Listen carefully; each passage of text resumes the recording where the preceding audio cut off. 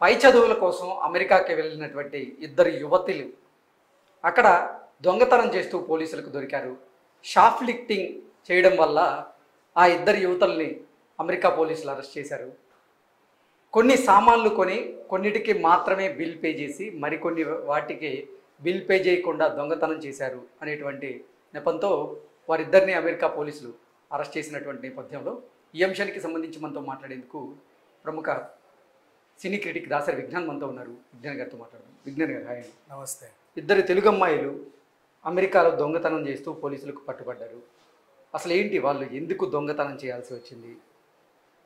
వాళ్ళు కొన్ని సామాన్లు కొని కొన్నిటికి మాత్రమే డబ్బులు పే చేసి మరికొన్నిటికి డబ్బులు పే చేయకుండా దొంగతనంగా బ్యాగ్లో వేయించుకొని వెళుతున్న నేపథ్యంలో సీసీటీవీలో చూసినటువంటి యాజమాన్యం వాళ్ళని పోలీసులకు పట్టించినట్లుగా కూడా సమాచారం అందుతోంది. ఏంటి అసలు ఏం జరిగింది ఈ ఘటనలో? భవ్యశ్రీ అండ్ యామిని ఇద్దరు, భవ్యశ్రీ గుంట అండ్ అలాగే యామిని వకలపూడి, ఈ అమ్మాయిలు ఇద్దరు, ఒకరు హైదరాబాద్ ఒకరు గుంటూరు. వీళ్ళకి ఎలా ఫ్రెండ్షిప్ కుదిరింది అంటే యాక్చువల్ మంచి యూనివర్సిటీలోనే చదువుకున్నారు. అక్కడ న్యూ జెర్సీలో స్టీవెన్ ఇన్స్టిట్యూట్ ఆఫ్ టెక్నాలజీలో వీళ్ళు ఎంఎస్ చదవడానికి అక్కడికి వెళ్ళారు. బేసిక్గా యూఎస్లో ఎలా ఉంటుందంటే ఇక్కడ నుంచి వెళ్ళిన వాళ్ళు ఒక 3 BHK 2 BHK లాంటి హౌస్ని రెంట్కి తీసుకుంటారు. తీసుకొని ఒక్కొక్క రూమ్లో ఒక్కొక్కరు ఉంటారనమాట. అందరు కలిపి రెంట్ కట్టుకుంటారు. అంటే like room sharing type. House అంతా తీసుకునే స్తోమత వాళ్ళకు ఉండదు, అలాగే ఉంటారు కలిసి. ఇప్పుడు ఈ అమ్మాయి కూడా అక్కడికి వెళ్ళి అక్కడ ఫ్రెండ్స్ అయ్యారు.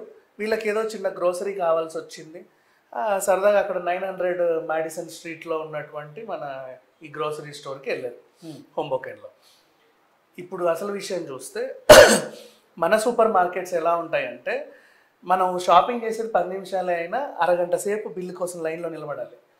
లైన్లో నిలబడి బిల్లు చూసిన తర్వాత మళ్ళీ గేట్ దగ్గర ఇంకోటి ఉంటాడు, అన్నీ కొన్నావా అవన్నీ ఉన్నాయా అని చూడడానికి.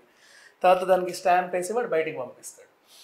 అక్కడ అట్లా కాదు. యూఎస్ఏలో ఎలా ఉంటాయంటే సూపర్ మార్కెట్లు మనం కొనుక్కొని మనమే బిల్ వేసుకొని వెళ్ళిపోవాలి. అక్కడ ఎవడు ఉండడు నీకు బిల్ వేయడానికి.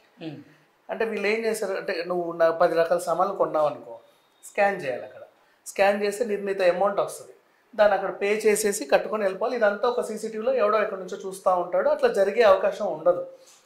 అయితే వీళ్ళు సరదాకనో లేకపోతే ఇంకేమైనా వీడియో కోసమనో లేక ఎందుకో చిలిపి పని చేయడానికో లేకపోతే నిజంగా చీట్ చేద్దామనో దేనికో రీజన్ ఏదైనప్పటికీ $155 సంబంధించి షాపింగ్ చేసి 27 వస్తువులు కొనుక్కున్నారు. $8.77 మాత్రమే పే చేసి అక్కడ నుంచి వెళ్ళిపోతే ఇది జరిగింది March 19th. రీసెంట్లీ వెలుగులోకి వచ్చింది. ఆ షాప్ ఓనర్ అది గమనించి పోలీసులకు కంప్లైంట్ ఇస్తే పోలీసులు వచ్చి వీళ్ళని పట్టుకొని ఏంటమ్మా అని ఆన్సర్ చెప్తే, అబ్బాయి అది కాదండి, అలా కాదండి, కావాలంటే అది 12,000 బిల్ అయింది, కావాలంటే డబల్ ఇస్తా, నన్ను వదిలేయండి అని ఒక ఆవిడ. ప్లీజ్ అండి నన్ను వదిలేండి, నీకు ఎప్పుడు ఇలా తప్పు చేయము, ఈ వీడియోలు వద్దండి అని ఇంకొక ఆవిడ. సరే అమ్మ అసలు ఎందుకు చేసావు అని అడిగితే నేను మర్చిపోయానండి బిల్లు కట్టడం అని ఒక అమ్మాయి చెప్పింది. ఇంకో అమ్మాయి ఏమో నా బ్యాలెన్స్ లిమిట్ అక్కడికి అయిపోయిందండి అందుకే కట్టలేదని ఇంకొక వార్త చెప్పింది. ఎంత చెప్పిన నీ బ్యాలెన్స్ లిమిట్ అయిపోతే సామాన్లు అక్కడ వదిలేసి రావచ్చు, నువ్వు పట్టుకెళ్ళాల్సిన అవసరమైన లేదు బేసికల్లీ. అయితే ఇది సరదాగా చేస్తారు అనుకుంటే ఏంటంటే కొంతమంది ఏం చేస్తారంటే ఇలాగే షాపింగ్ చేసి ఇలా వీడియో తీసి యూట్యూబ్లో పెట్టి ఇలా జరుగుతున్నాయండి, మేము మంచోళ్ళమే, జస్ట్ ఇలా జరుగుతున్నాయని చెప్పడానికి ఈ వీడియో తీసాము, మేము మళ్ళీ షాపుల్లోకి వెళ్ళి చెప్తామని చెప్పి మళ్ళీ వెళ్ళి ఒక వీడియో కోసం చేస్తే అవును అనుకో సరదాగా ఉంటుంది. నిన్న బెంగళూరులో కూడా ఒకడు వెళ్ళి యలహంకకు చెందిన ఒక అబ్బాయి బెంగళూరు ఎయిర్పోర్ట్లోకి నేను 24 గంటలు ఇక్కడ ఉన్నాను, మొత్తం తిరుగుతున్నాను, నన్ను ఎవడు పట్టుకోవట్లేదు చూసారని వీడియో తీసి పెడితే పోలీసులు అరెస్ట్ చేసి లోపల వేశారు. ఎందుకు తీసావు ఇలాంటి ఫేక్ వీడియో అని. ఇట్లా సంథింగ్ అంటే వీడియోల కోసం కొంతమంది చేసేవి కూడా ఉంటారు. బట్ వీళ్ళు ఎందుకు చేశారో తెలియదు కానీ ఓవరాల్గా అయితే దొంగతనం జరిగింది. పోలీసులకు కంప్లైంట్ చెప్తే వాళ్ళు వచ్చి వీళ్ళని పట్టుకొని వెళ్ళడం. అండ్ ఇక్కడ వాళ్ళు పాపం వాళ్ళని కాపాడుకోలేరు కాబట్టి అక్కడ ఉన్నటువంటి తెలుగు సంఘాలని కాంటాక్ట్ అవుతుంది. ఎందుకంటే వీళ్ళు అక్కడ రూల్స్ చాలా స్ట్రిక్ట్. ఇప్పుడు మనలాగా పర్లేదండి ఒక 500 జేబులో పెడితే వదిలేసేలా కాదు, ఊరికే అక్కడ ఖచ్చితంగా కోర్టులో ప్రొడ్యూస్ చేయాలి. వీళ్ళు అక్కడ ఆట నాట లాంటి ఏదో తెలుగు మనం ఉంటాయి కదా తెలుగు సంఘాలు, వాళ్ళ దగ్గరికి వెళ్ళి అవి చెప్తే వాళ్ళు అక్కడికి వెళ్ళి అసలు ఏం జరిగింది అనేది తేల్చి మళ్ళీ వాళ్ళని విడుదల చేసే అవకాశం ఉండొచ్చు. ఇక అసలు విషయానికి వెళ్తే మన వాళ్ళు ఇక్కడ నుంచి వెళ్ళే వాళ్ళు హైదరాబాద్ నుంచి కానీ గుంటూరు నుంచి కానీ విజయవాడ నుంచి కానీ యూఎస్ వెళ్ళే వాళ్ళు ఎలా ఉంటారంటే 2 టైప్స్ ఉంటారు. ఒకడు ఖచ్చితంగా నేను ఇక్కడ నుంచి అవుట్ ఆఫ్ వెళ్ళాలి నా ఫ్రెండ్స్ అందరూ వెళ్తున్నారు అని ఇంట్లో ప్రెషర్ చేసి వెళ్ళే వాళ్ళు ఉంటారు.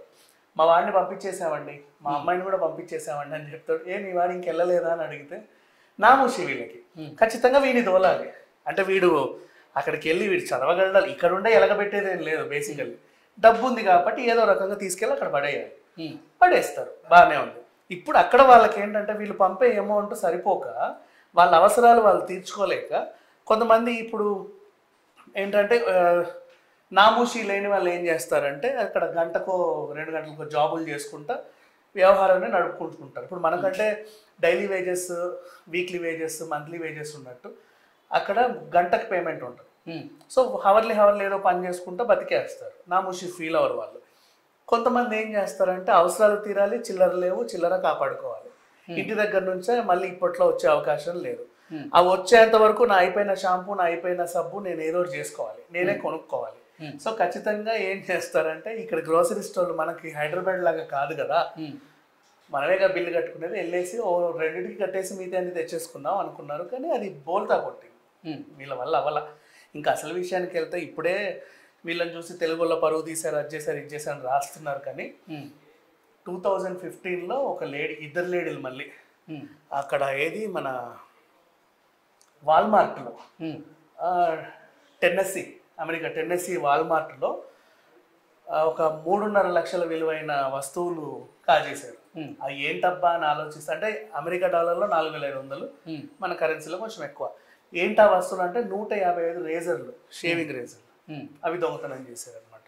సో ఇలా ఉంటుంది వ్యవహారం. బట్ సరే, వీళ్ళనైతే నాకు తెలిసి ఏదన్నా మన తెలుగు సంఘాల వాళ్ళు వెళ్ళి పర్లేదండి చూడండి ఒకసారి అంటే క్షమించి వదిలేయచ్చు, లేకపోతే ఖచ్చితంగా మన ఇండియాలో ఇటువంటి దొంగతనాలకి ఏంటంటే పిక్ పాకెటింగ్ కేసులు ఇటువంటి నమోదు చేస్తూ ఉంటారు. కానీ మనం ఆ విజువల్లో కనుక చూసుకున్నట్లయితే ఆ తెలుగు అమ్మాయిలు ఇద్దరిని కూడా హ్యాండ్స్ వెనక్కి పెట్టి లాక్స్ వేస్తున్నటువంటి పరిస్థితి మనం చూస్తూ ఉన్నాం. ఏంటి అసలు ఆ అమెరికన్ చట్టాలు ఏ విధంగా ఉన్నాయి, రాబెరీకి సంబంధించి లేకపోతే అంటే రాబెరీకి సంబంధించినటువంటి చట్టాలు ఏ రకంగా ఉన్నాయంటే? ఇక్కడ చాలా పెద్ద నేరం అండి. ఇప్పుడు అమ్మాయి అబ్బాయి కలిసి మనకి ఇక్కడ వ్యభిచారమా అని ఎక్కడ చూస్తారో అక్కడ దొంగతనం చాలా పెద్ద కేసు.